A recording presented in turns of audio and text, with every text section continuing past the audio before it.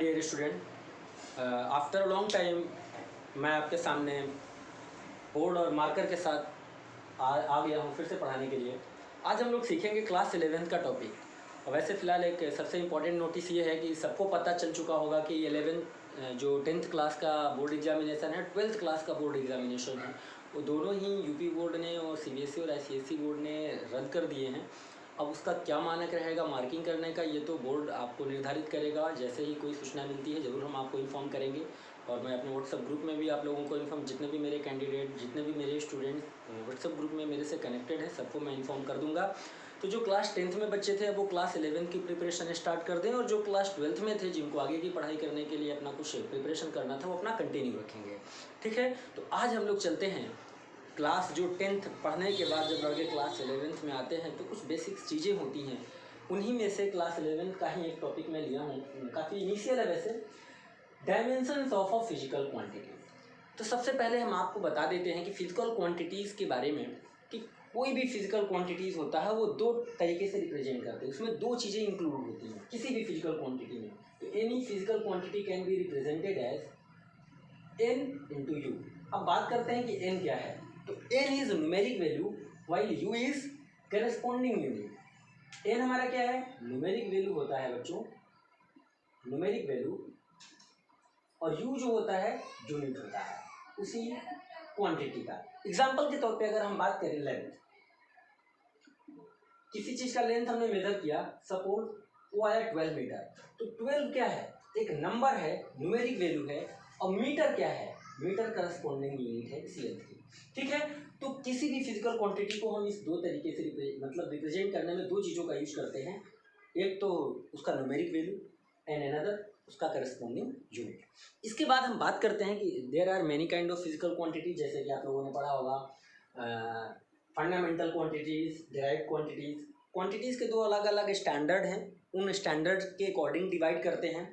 एक स्टैंडर्ड ये कहता है कि physical quantity can B divided into two part, जिसमें से एक आता है फंडामेंटल और दूसरा आता है डिराइव्ड।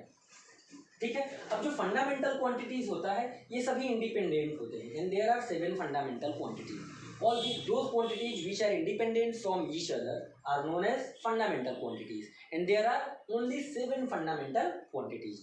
Derived quantities की बात करते हैं तो इसमें साफ साफ लिखा है derived, तो ये फंडामेंटल पे डिपेंड करता है। ठीक है, तो इस बारे में भी हम लोग डिस्कस करेंगे, क्लास 9th का वैसे टॉपिक है वैसे ये सब तो। और एक और पैरामीटर है, उस पैरामीटर से अगर हम फिजिकल क्वांटिटीज़ को डिराइव करते हैं, डिफाइन करते हैं या बाइफरकेट करते हैं, तो इसमें दो अलग अलग पार्ट होता है। एक होता है स्केलर क्वांटिटी, स्केलर क्वांटिटीज, और एक होता है वेक्टर क्वांटिटी। तो दो अलग अलग पैरामीटर पे डिफाइन किया गया है फिजिकल क्वांटिटीज को। ठीक है, एक में फंडामेंटल और डिराइव्ड एक पैरामीटर कहता है कि होता है, और एक पैरामीटर में हम लोग स्केलर और वेक्टर के अकॉर्डिंग फिजिकल क्वांटिटीज को बाइफरकेट करके पढ़ते हैं। वेक्टर क्वांटिटीज वो होते हैं जिनमें हमारे पास मैग्नीट्यूड होता है, डायरेक्शन होता है, और लॉ ऑफ वेक्टर एडिशन को फॉलो करते हैं, लॉ ऑफ वेक्टर एडिशन को फॉलो करते हैं। स्केलर क्वांटिटी होता है जिसके पास केवल मैग्नीट्यूड होता है, ठीक, डायरेक्शन नहीं होता, और ये लॉ ऑफ वेक्टर एडिशन को फॉलो भी नहीं करता। अच्छा, मैग्नीट्यूड है तो साथ में यूनिट तो होता ही होता है, फिजिकल क्वांटिटीज है तो यूनिट होगा। हो सकता है यूनिट निकलने पे जीरो आ जाए, जैसे एग्जांपल के तौर पे अगर हम बात करते हैं एंगल की, तो एंगल बराबर सबने छोटे क्लास में पढ़ा होगा या 9th क्लास में या 10th क्लास में पढ़ा होगा कि एंगल इज इक्वल टू होता है arc upon radius, arc upon radius.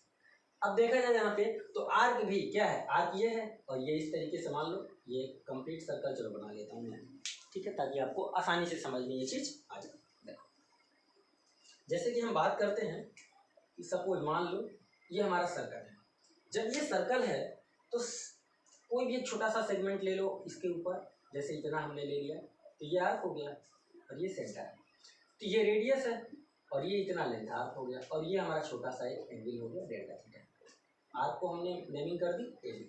ठीक है, तो अब अगर एंगल इस फिगर के अकॉर्डिंग निकालना होगा तो हमारा क्या आ जाएगा, ए बी अपॉन ये सेंटर हो गया। ठीक, अब आर्क भी हमारा क्या है, एक लेंथ है, तो इसका भी यूनिट अगर हम बात करें तो इसका भी यूनिट मीटर में आएगा, और रेडियस भी हमारा एम के अकॉर्डिंग मीटर में आएगा, तो मीटर मीटर तो यहाँ कैंसिल आउट हो गया। तो जो एंगल है ये एक इस क्वांटिटीज में नहीं आता है। एंगल वगैरह जो टर्म्स होते हैं ये एक सप्लीमेंट्री क्वांटिटी होता है, उसमें आता है, ठीक है। तो एक और क्वांटिटीज हम लोग कंसीडर करते हैं, इसी में पढ़ते हैं सप्लीमेंट्री क्वांटिटी, ठीक है, सप्लीमेंट्री क्वांटिटीज। अब सप्लीमेंट्री क्वांटिटीज में हमारी दो चीजें आती हैं, एक तो हमारा आता है एंगल, जिसको कि प्लेन एंगल भी कहते हैं सिंपली, ठीक है, और एक होता है सॉलिड एंगल। तो ये जो दो एंगल हैं इनको हम लोग एक नए क्वांटिटीज के अंडर में स्टडी करते हैं, जिसको कि हम लोग सप्लीमेंट्री क्वांटिटीज कहते हैं। एंगल और सॉलिड एंगल उसमें आते हैं। बाकी एक पैरामीटर में वेक्टर क्वांटिटीज होता है और एक पैरामीटर में स्केलर क्वांटिटीज होता है और एक पैरामीटर से हम लोग फंडामेंटल और डिराइव्ड के बारे में बात करते हैं। तो आज हम लोग क्वांटिटीज के बारे में नहीं पढ़ेंगे, बल्कि ये पढ़ेंगे हाउ टू फाइंड या डायमेंशंस ऑफ फिजिकल क्वांटिटीज क्या होता है। तो चलो सबसे पहले हम बात कर लेते हैं ये 7 फंडामेंटल क्वांटिटीज के बारे में, क्योंकि ये इंपॉर्टेंट है, जो कि हेल्प करेगा डायमेंशन इक्वेट करने में, ठीक है। तो चलो सबसे पहले हम 7 फंडामेंटल क्वांटिटीज और उनके डायमेंशंस लिख देंगे, लेकिन उससे पहले डिफिनेशन पे आते हैं कि ये डायमेंशंस होता क्या है, ठीक है। जैसे आप लोग 1D 2D 3D ये सब पढ़ते हो ना, मोशन में आप लोगों ने क्लास 9 में पढ़ा होगा कि 1 डायमेंशनल मोशन होता है, 2 डायमेंशनल मोशन होता है, 3 डायमेंशनल मोशन होता है। तो ये टर्म जो डायमेंशन है ये कुछ उसी तरीके से रिलेटेड है। तो ये किसी फिजिकल क्वांटिटी के डायमेंशन को कैसे रिप्रेजेंट करता है, क्या करता है, इस बारे में चलो हम डिस्कस करते हैं। तो सबसे पहले हम आपको बता दें कि डायमेंशन क्या होता है। तो किसी भी फंडामेंटल क्वांटिटी का जो पावर होता है, ध्यान से सुनना, ठीक है, कि dimension of a physical quantity is the power to which a fundamental quantity must be raised to represent quantities completely. Is that clear? क्या बोला मैंने डिफिनेशन में कि किसी भी फंडामेंटल क्वांटिटी का, कोई भी फंडामेंटल क्वांटिटी का जो पावर है, यही पावर उस फिजिकल क्वांटिटी को कंप्लीटली रिप्रेजेंट करता है, यही पावर कंप्लीटली रिप्रेजेंट करता है उस फिजिकल क्वांटिटी को, उस फंडामेंटल या फिजिकल क्वांटिटीज को, ठीक है। तो वही क्वांटिटी, फिजिकल क्वांटिटी, चलो मैं लिख देता हूँ, किसी भी फिजिकल क्वांटिटी का जो पावर होता है, ये पावर ही उस क्वांटिटी के डायमेंशन को रिप्रेजेंट करता है। अब बात आती है कि how to equate dimensions of any physical quantity. तो देखो इसके लिए हमको उस क्वांटिटी का एमके सिस्टम में यूनिट पता होना चाहिए। क्या बोला मैंने कि सबसे पहले इसके लिए क्या मुझे मालूम होना चाहिए, एमके सिस्टम में, ठीक है, हमें यूनिट पता होना चाहिए, यूनिट पता होना चाहिए। जब हमें यूनिट मिल जाएगा तो हम आसानी से उस क्वांटिटी के डायमेंशंस को रिप्रेजेंट लिख लेंगे। कैसे लिखते हैं ये समझते हैं। तो उसके लिए हम आपको सबसे पहले फंडामेंटल क्वांटिटी जो है 7 ओ और उसके करस्पॉन्डिंग डायमेंशंस लिख देता हूँ, जो कि आपको काफ़ी हेल्प करेगा, ठीक है। तो हमारा फंडामेंटल क्वांटिटी में सबसे पहले चलो हमने लिख दिया मास। मास का हमारा जो यूनिट होता है वो होता है किलोग्राम। अब मास के लिए जो हम लोग डायमेंशन यूज करते हैं वो होता है कैपिटल है। मास के लिए डायमेंशन हम क्या यूज करते हैं, कैपिटल है, किलोग्राम कैपिटल है। इसके बाद हमारा आता है लेंथ, ठीक है, लेंथ। लेंथ का हमारे यूनिट की अगर बात करें तो क्या होता है एमके के अकॉर्डिंग, मीटर। इसका जो हमारा लास्ट में भी हम लिखेंगे, मास हो गया, लेंथ हो गया। चलो अब बात करते हैं टाइम। टाइम के लिए हमारी यूनिट क्या होती है, सेकेंड, इसका भी लिख लेंगे हम लोग। उसके बाद चलो इलेक्ट्रिक करंट लिख लेता हूँ, इलेक्ट्रिक करंट। इलेक्ट्रिक करंट का यूनिट क्या होता है, एम्पियर होता है। टेम्परेचर लिख लेता हूँ, टेम्परेचर। टेम्परेचर का देखो जो यूनिट होता है वो होता है केल्विन। इसके बाद हम ल्यूमिनस इंटेंसिटी लिख लेता हूँ, ल्यूमिनस इंटेंसिटी। और उसके बाद amount of substance, amount of substance. Luminous intensity का यूनिट क्या होता है, कैंडेला। और अमाउंट ऑफ सब्सटेंस का यूनिट क्या होता है, मोल। अब देखो सातों हो गए, 1 2 3 4 5 6 7, ठीक है, नंबरिंग करो 1 2 3 4 5 6 7। तो there are 7 fundamental quantities and their corresponding unit in MK system. और एमके सिस्टम में जब हमको यूनिट मिल गया तो इसके करस्पॉन्डिंग अब हम डायमेंशन लिखते हैं। लेंथ का मीटर होता है, इसके लिए हम लोग डायमेंशन यूज करते हैं कैपिटल है। टाइम के लिए सेकंड होता है, इसके लिए हम लोग डायमेंशन यूज करते हैं कैपिटल डी। इलेक्ट्रिक करंट का यूनिट एम्पियर होता है, इसके लिए हम लोग डायमेंशन यूज करते हैं ए। केल्विन के लिए हम लोग यूज करते हैं, यानी टेम्परेचर के लिए के भी यूज करते हैं और सम टाइम इसके लिए थीटा भी यूज करते हैं। ठीक है, अलग अलग जगह आपको अलग अलग रिप्रेजेंटेशन मिल जाएगा, के भी मिलेगा और थीटा भी मिलेगा। कैंडेला के लिए हम लोग यूज करते हैं स्मॉल सी डी, अमोल के लिए हम लोग यूज करते हैं एम और एल। ठीक है, तो ये हमारी फंडामेंटल क्वांटिटीज हैं और ये इनके करस्पॉन्डिंग डायमेंशंस हैं। अब एग्जांपल लेते हैं कि किसी फिजिकल क्वांटिटी का डायमेंशन कैसे इक्वेट करेंगे जब हमको एम के सिस्टम में उसका यूनिट पता हो। एग्जांपल के तौर पे चलो हम स्पीड की बात करते हैं। तो स्पीड बराबर सबको पता होता है कि डिस्टेंस अपॉन टाइम होता है, डिस्टेंस अपॉन टाइम होता है। डिस्टेंस का यूनिट क्या होगा, मीटर, टाइम का यूनिट होगा सेकंड। तो इसका जो एमके सिस्टम में यूनिट बना वो बना मीटर पर सेकंड। अब इसका डायमेंशन अगर लिखना है तो मीटर क्या है, लेंथ है, तो लेंथ के लिए हम लोग क्या यूज करते हैं, कैपिटल एल, तो हमने कैपिटल एल लिख दिया। Second is the unit of time, ठीक, तो टाइम के लिए क्या यूज करते हैं, टी, और टी के ऊपर क्या लगा, -1, तो टी के ऊपर -1 लगा देंगे। इस तरीके से ये हमारा स्पीड का डायमेंशन आ गया। चूंकि इसी तरीके का यूनिट हमारा स्पीड का ही नहीं होता बल्कि वेलोसिटी का भी यही यूनिट होता है। तो स्पीड और वेलोसिटी दोनों का ही हमारा डायमेंशन यही होगा L⁻⁻1। अब बात करते हैं कि सर हाउ टू आइडेंटिफाई कि कौन सी क्वांटिटी वेक्टर है कौन सी क्वांटिटी स्केलर है। तो सबसे इंपॉर्टेंट चीज ये है कि अगर हमारे पास डायमेंशन है तो डायमेंशन से हम एक प्रॉपर क्वांटिटी को आइडेंटिफाई नहीं कर सकते कि वो स्पीड है या वेलोसिटी है, क्योंकि अगर L⁻⁻1 लिखा है तो L⁻⁻1 is the dimension of speed as well as velocity, so that's why we can differentiate कि ये किस क्वांटिटी के लिए एक्चुअली लिखा गया है, ये हम आइडेंटिफाई नहीं कर सकते हैं, ना ही हम उन क्वांटिटीज के बारे में एक्सप्लेन कर सकते तो कौन सी क्वांटिटी है। तो ये बात आपको ध्यान रखना है, ये कुछ लिमिटेशंस हैं हमारे डायमेंशनल एनालिसिस के जो कि आपको प्रॉपर ध्यान रखना पड़ेगा। ठीक है, तो इस तरीके से हम लोग निकालते हैं। एक और चलो एग्जांपल ले लेते हैं, जैसे एक्सेलरेशन की हम बात करें तो एक्सेलरेशन हमारा क्या है, एक्सेलरेशन का यूनिट की अगर हम बात करें सबको पता होगा मीटर पर सेकेंड स्क्वायर होता है। Metre is the length, so that's why इसके प्लेस पे हम लोग एल लिख देंगे। Second is the unit of time, so T लिख दिया, पावर -2 है, पावर -2। ठीक है, क्लियर। तो ये हमारा डायमेंशन हो गया एक्सेलरेशन का। सिमिलरली अगर हम फोर्स की बात करें तो फोर्स बराबर क्या होता है, मास इनटू एक्सेलरेशन। ठीक, मास इनटू, तो इसका जो यूनिट होता है एम के इसमें केजी मीटर पर सेकेंड स्क्वायर। केजी क्या है, मास है, तो इसका हमारा यूनिट डायमेंशन हो गया एम, केजी के लिए एम, मीटर के लिए एल, सेकेंड के लिए टी, पावर -2 है, पावर -2। ठीक है, इस तरीके से हम लोग डायमेंशन किसी भी फिजिकल क्वांटिटी का इक्वेट कर सकते हैं। ठीक है, इनमें से सबसे ज्यादा पूछा जाता है यूनिट क्लास 11th वगैरह में आ जाते हो तो कि unit of gravitational constant, dimensional formula of gravitational constant, तो भी कौन सा हो रहा है, यूनिवर्सल ग्रेविटेशनल कांस्टेंट का डायमेंशन क्या होगा। तो देखो वो भी हम आपको निकाल देते हैं, ये आपको नोट कर लेना है, ये इंपॉर्टेंट है क्योंकि बिना इसके आप लोग इक्वेट नहीं कर सकते। तो ये टेबल तो आपको हमेशा रट लेना है किसी भी तरीके से। ठीक है, अब हम बात करते हैं कि कैपिटल जी का डायमेंशन क्या होगा। कैपिटल जी सबको पता है, कैपिटल जी क्या है, इसको हम लोग बोलते हैं universal gravitational constant, universal gravitational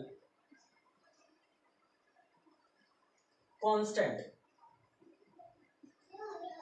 अब what is the dimension of universal gravitational constant, तो सबसे पहले हम इसका पूरा प्रॉपर आपको हिसाब किताब बता देते हैं। ध्यान से देखो, ग्रेविटेशन चैप्टर में जो हमारा फॉर्मूला यूज होता है न्यूटन्स लॉ ऑफ ग्रेविटेशन से कि F = G(m1m2)/r²। ठीक है, अब इसका यूनिट तो हमको पता है कि इसका होता है kg मीटर पर सेकेंड स्क्वायर इक्वल टू जी का हमें निकालना है, जी मास है kg और kg 2 बार आ गया किलोग्राम स्क्वायर, नीचे मीटर है, मीटर का स्क्वायर, क्योंकि ये डिस्टेंस होता है दोनों बॉडी के बीच का, इसलिए मीटर स्क्वायर। अब ये इधर आ जाएगा और ये वैल्यू इधर मल्टीप्लाई में आ जाएगा। सारी ये इधर ये जितने टर्म्स हैं इनको हम सब लेफ्ट साइड कर दें तो हमारा आ जाएगा kg मीटर सेकेंड पावर -2, और ये मीटर इधर क्रॉस मल्टीप्लाई करा जाए तो मीटर स्क्वायर, और ये kg के पावर 2 नीचे आ जाएगा kg स्क्वायर, और ये जी बचा। तो देखो 1 kg से 1 kg कैंसिल। अब सबको अरेंज कर लो तो kg नीचे यहाँ पावर कुछ नहीं बचा 1 है, तो ऊपर जाएगा तो -1। मीटर यहाँ पे है, पावर 1 है, यहाँ मीटर के पावर 2 है, तो मीटर के पावर 3 बन गया और सेकेंड के पावर -2 बन गया। ये है आया जी का एम के सिस्टम में यूनिट। जब जी का हमें यूनिट मिल गया तो इसका हम डायमेंशन भी लिख लेंगे, kg मतलब मीटर, सॉरी kg मतलब मास, मास का पावर -1, मीटर मतलब लेंथ, लेंथ के पावर 3, सेकेंड मतलब टाइम, टाइम के पावर -2। ठीक है, इस तरीके से हमारा जी का डायमेंशन निकल आया। तो किसी भी क्वांटिटी के डायमेंशन को निकालने के लिए अगर आपके पास फॉर्मूला पता है तो फॉर्मूले की हेल्प से आप उसका एम के सिस्टम में यूनिट निकाल लेंगे। यूनिट निकालने के बाद ये 2 है, किसी को कंफ्यूजन ना हो, ये 2 लिखा है। ठीक है, तो MK सिस्टम में यूनिट निकालने के बाद उसी के अकॉर्डिंग जो ये भी हमने टेबल बनाया था फंडामेंटल क्वांटिटी वाला, वहाँ से जो भी रिप्रेजेंटेशन थे डायमेंशंस के वो हम यूज करके लिख लेते हैं। सिंपली ये हमारा डायमेंशन आ गया कैपिटल जी का, जिसे कि हम यूनिवर्सल ग्रेविटेशनल कांस्टेंट कहते हैं।